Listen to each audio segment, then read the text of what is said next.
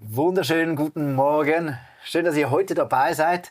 Wir werden diese Woche gemeinsam Bibel lesen. Das ist der wunderbare Tim. Hi zusammen. Und Das ich ist bin Joel. Ja, Joel. Ja, ich bin Pastor vom Sunday Night. Oder gemeinsam sind wir im Sunday Night im ICF hier.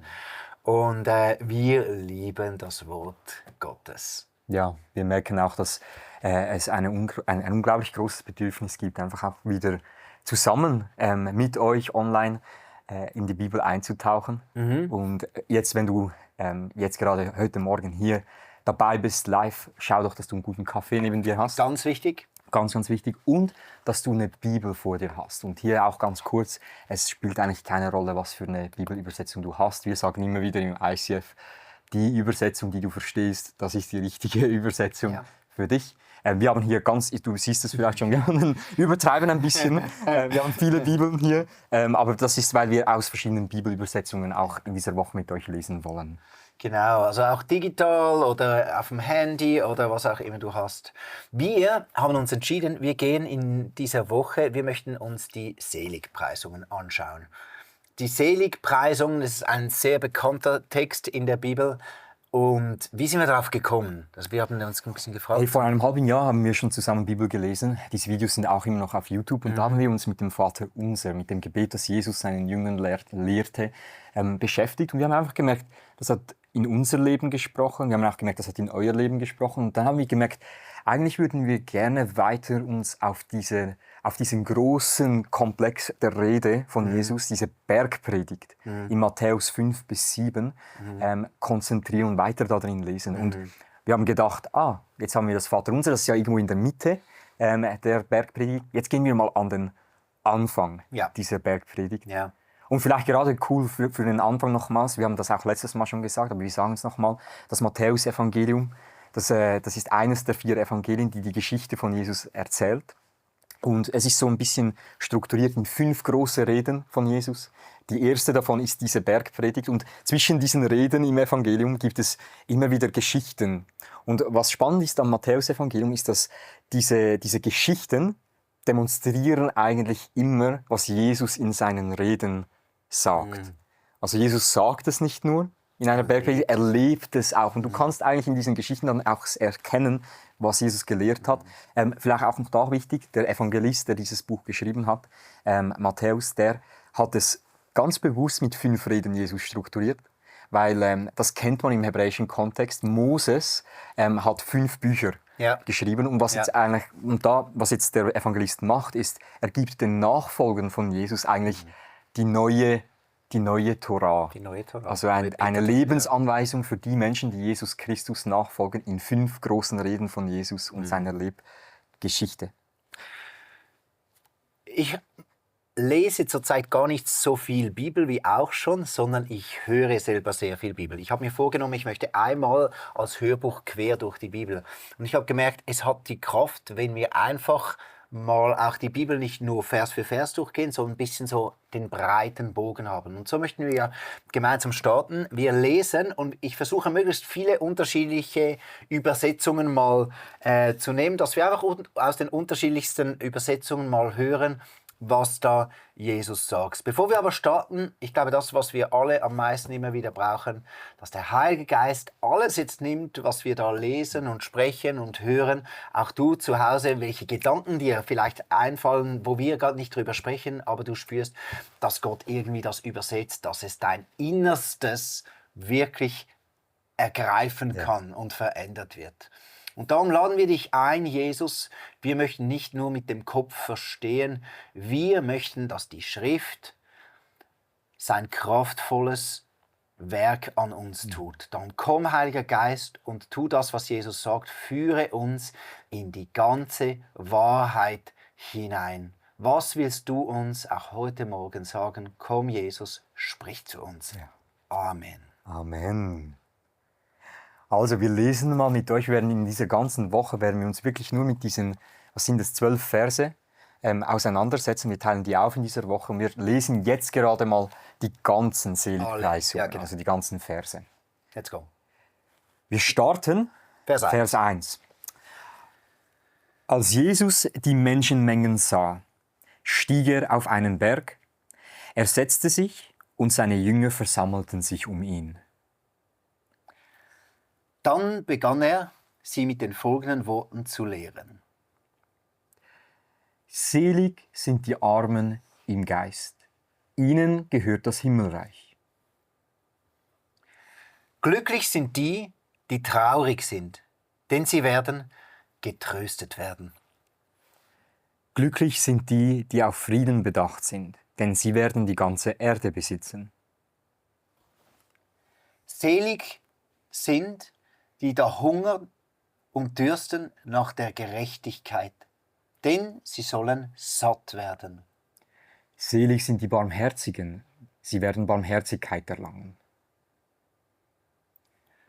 Glückselig, die reinen Herzens sind, denn sie werden Gott schauen.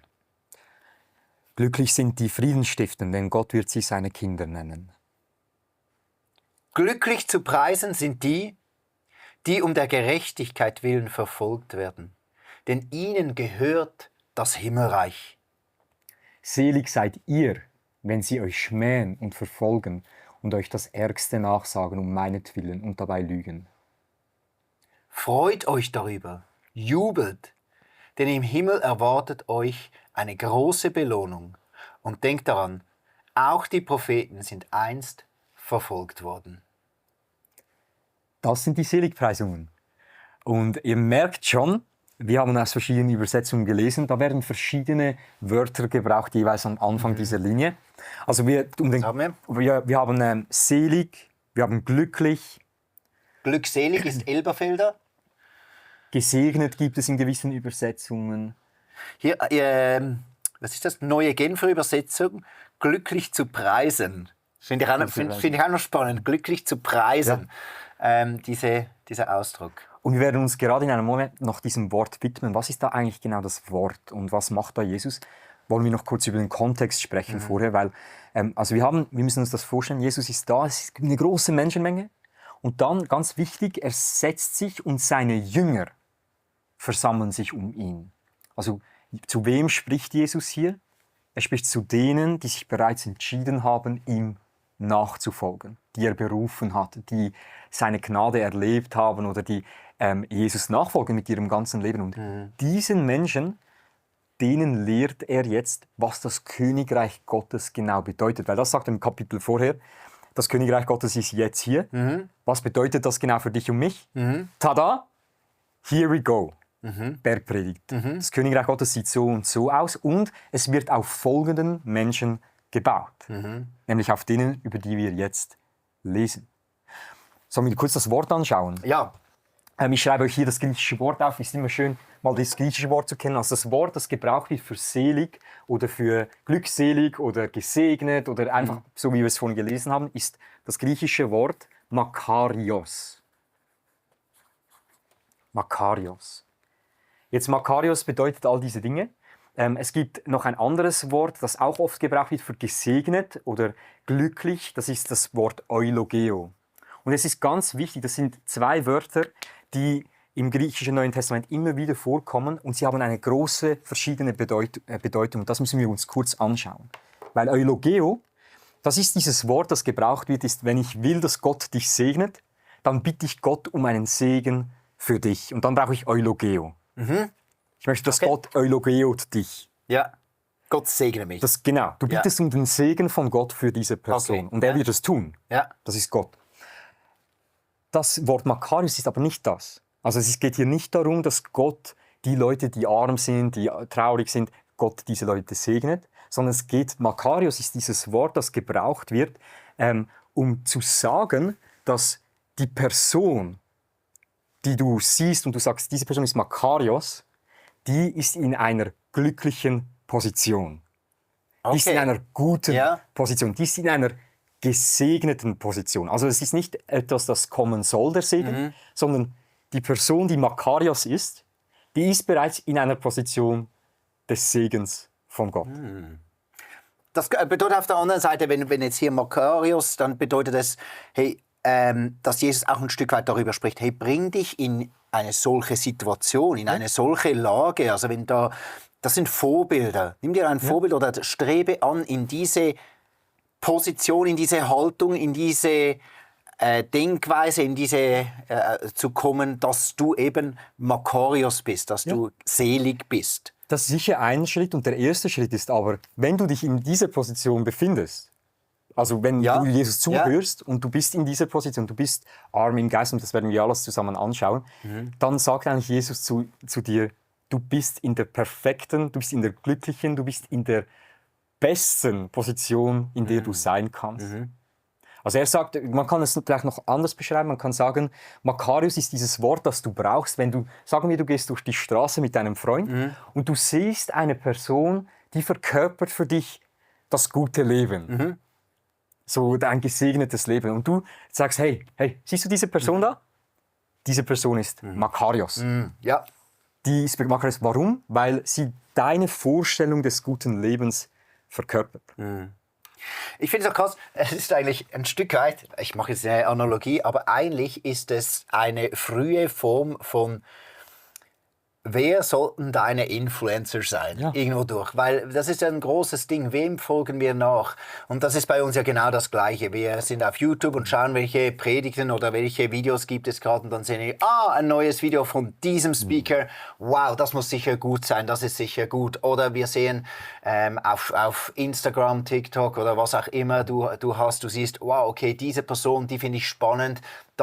Der Person eifern wir nach. Und ich glaube, das hat sich nicht verändert. Dieser Drang in uns Menschen, dass wir gerne Vorbilder haben, dass wir uns gerne orientieren an gewissen Menschen, die vorangehen und schauen, okay, was haben die? Und ich glaube, gerade, es ist krass, wie gerade eben Kanäle boomen von Menschen, die etwas vorleben und von ihrem Glück sprechen. Das ist ja das große Ding. Bei keinem Influencer ist dann wirklich das Leben so, wie er das immer nur zeigt. Weil die Schattenzeiten sieht man ja eben nicht. Und Jesus bringt dann einen neuen Ton eigentlich rein von, okay, welchen Idealen solltest du wirklich einfach nochmals nachfolgen mit diesem Seligpreisung? Und es ist ja schon spannend. Ich glaube, alle von uns haben individuell eine Vorstellung, was das gute Leben ist oder wer ein gesegnetes Leben lebt. Und auch jede Kultur hat so gewisse Vorstellungen, was das gute Leben bedeutet.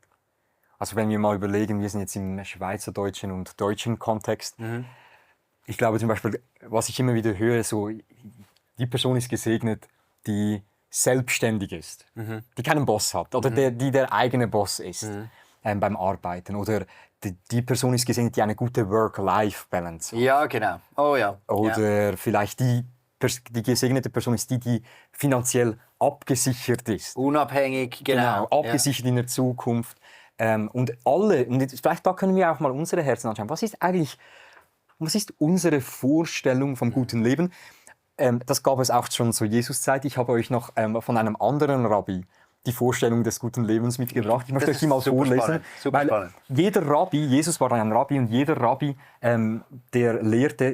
erklärte den Leuten, was es bedeutet, ein gesegnetes Leben zu haben oder Makarios zu sein. Und Jesus Sirach, der findet man in den deuterokanonischen Schriften, der lebte etwa 100 Jahre vor Christus. Das sind die Apokryphen. Das sind die Apokryphen, genau. Und er hat auch ein Buch geschrieben und er hat auch viel gelehrt. Und seine Vorstellung des guten Lebens, ich möchte euch sie mal vorlesen, die findet man in Jesus Sirach im Kapitel 25. Und er hat Folgendes gesagt, im Kapitel 25, Vers 7. 9 Vorstellungen habe ich im Herzen gut geheißen und eine 10. werde ich dir auf der Zunge tragen. Jetzt kommt es. Also wohl dem, das ist wieder dieses Makarios, wohl dem ein Mensch, der sich über Kinder freut. Super. Schön. Mach ich. Würden wir auch zustimmen. Und dann wohl dem einer, der lebt und dem Untergang der Feinde zusieht. Okay. Da eckt vielleicht schon was ein bisschen an. Ich verstehe es. Den Gedanken, ja. Ja, das wünscht man sich irgendwo, ja. Ja. Wohl dem, Makarios, dem, der mit einer verständigen Frau zusammenlebt, und der nicht seiner Zunge wegen ausgeglitten ist.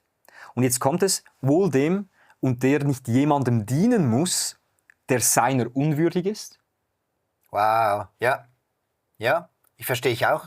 Versteht man? Tut man nicht gerne. Und dann noch wohl dem, der Einsicht gefunden hat und der für die Ohren von Hörenden erzählen kann. Also jemand, der viel zu sagen hat und auch ein Einfluss Publikum hat. Ja, Ja. genau, sozusagen. Wohl dem Influencer. Ja.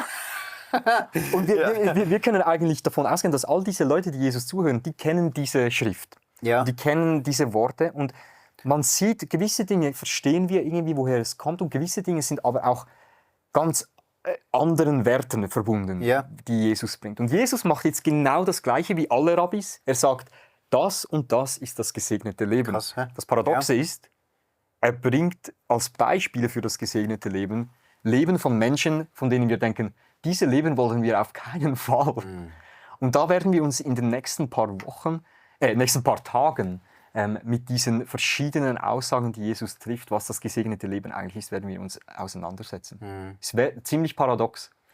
Ich glaube, Jesus, das ist am Anfang der Bergpredigt und Jesus legt ganz bewusst einfach einen neuen Ton und geht relativ klar rein und sagt nochmal, hey, ihr müsst wirklich nochmal umdenken in Neu eurem denken. ganzen Denken und ihr müsst euch wirklich nochmal öffnen, weil das, was ich euch predigen werde, ist nicht verbunden mit dem, was ihr vielleicht gehört habt. Und es ist auch nicht verbunden mit dem Drang, den du vielleicht in dir drin spürst. Drang nach Einfluss, Drang nach Sicherheit, Drang nach Beliebtsein, Drang nach... Und dass Ja. ihr da nochmal wirklich, macht euch bereit, denn ich möchte ein neues Königreich bringen, wo neue Werte wirklich nochmal gelten und da sich darauf einlassen. Und Jesus ist, das ist die Liebe Gottes, ist auch darin, dass er einfach ganz ehrlich ist und uns nichts vorenthält, sondern wirklich sagt, man weiß bei Jesus sehr früh und sehr schnell, woran man ist und worauf man sich da einlässt. Wenn man es aber tut, ist so viel Liebe und Gnade bei diesem Gott zu finden. Ich finde das mega schön, ich finde das auch eine schöne Aufgabe. Ich glaube, ich habe noch so 2 Reflexionsfragen für dich heute, an diesem let's go. Montag. Und dann beten wir. Und dann können wir zusammen beten. Die Frage Nummer 1, die ich dir stellen will heute, so Anfang dieses Jahres, in dieser Bibellesewoche, ist, welche Good Life, also gutes Leben Aussagen, kennst du in deinem Umfeld? Also die Menschen, mit denen du arbeitest, die du kennst in deiner Familie, denkst du, welche Aussagen treffen sie darüber oder denken sie, das ist das gute Leben, das ist das Ideal? Und die andere Frage, die ist ein bisschen persönlicher, ist, welche Good Life Aussagen glaubst du persönlich? Also da mal ins Herzen schauen, mal den Heiligen Geist einladen und wirklich mal fragen, okay, was ist eigentlich für mich das gute Leben? Und da ehrlich werden, weil ich glaube, das ist die Grundlage oder die Ausgangslage dann, um Jesus neu zu hören. Weil ich glaube, Jesus möchte diese Woche dir eine neue Art aufzuzeigen, was das gute Leben bedeutet. Ich würde gerne jetzt, wenn wir da hingehen, einfach nochmal 3 Dinge, wo ich spüre, die sind bei uns mega wichtig. Erstens, dass wir einfach Jesus nochmal unseren Drang hingeben nach Macht, nach Einfluss, nach gehört zu werden. Einfach, dass wir ihn einladen. Nicht alles davon ist vielleicht falsch, aber dass Jesus da reinkommen kann. Das Zweite, unser Streben nach Annahme, dass wir nur gelobt, geliebt und bedankt werden wollen immer. Und das Dritte ist auch das Streben nach irdischer Sicherheit. Ich verstehe das mega, das ist ein Grundbedürfnis, aber Jesus wird das immer wieder auch konfrontieren und sagen, ja, geistlich sicher sein oder irdisch sicher sein. Ja, und dass wir da nochmal einfach, heute glaube ich einfach, möchte ich das hinlegen und dass wir Gott sagen, Jesus, bitte mach uns verständig dafür, was du sagst. Was ist Makarios? Wonach soll ich wirklich streben? Ja. Ich öffne mich da wieder. Und darum, Jesus, wir kommen zu dir. Und wir möchten deine Jünger sein. Und wie sich die Jünger um dich versammelt haben und ihre Ohren geöffnet haben für das, was du sagst, möchten wir unsere Ohren immer wieder öffnen auch und uns zutiefst auch die Ohren unseres Herzens öffnen dir. Und wir bitten dich, Jesus, dass du uns nochmal ausrichtest. Überall da, wo unser Streben nach Einfluss, nach Macht, unser Streben nach... das legen wir dir einfach nochmal hin und komm da hinein und schärfe es nochmal. Ja. Auch unser Bedürfnis nach Kontrolle. Das zweite, Jesus, überall da, wo wir nach Beliebtheit streben und es uns immer so wichtig ist, wie alle von uns denken und ob sie uns mögen oder nicht. Jesus, komm da noch mal rein. Und das dritte, Jesus, unser ganzes Streben immer wieder nach irdischer Sicherheit, wo wir uns so schnell Sorgen machen. Und wir brauchen dich da einfach. Und in diesen 3 Dingen bitten wir dich einfach nochmal, dass du auflockerst, auch heute nochmal reinkommst, Jesus, weil wir können uns nicht selber in diesen Dingen schlussendlich verändern, sondern wir brauchen, Jesus, dass du uns da anrührst und Erkenntnis schenkst, wie wir Makarios sein können. Amen. Amen. Hey, morgen schauen wir uns zusammen die erste Seligpreisung an. Die ist, hast du sie gerade? Ich habe sie. Geistlich arm. Selig die Armen im Geist, denn ihnen gehört das Himmelreich. Das werden wir uns zusammen morgen anschauen. Jetzt wünschen wir euch einen guten Start in die Woche. Come on. Wir sehen uns morgen.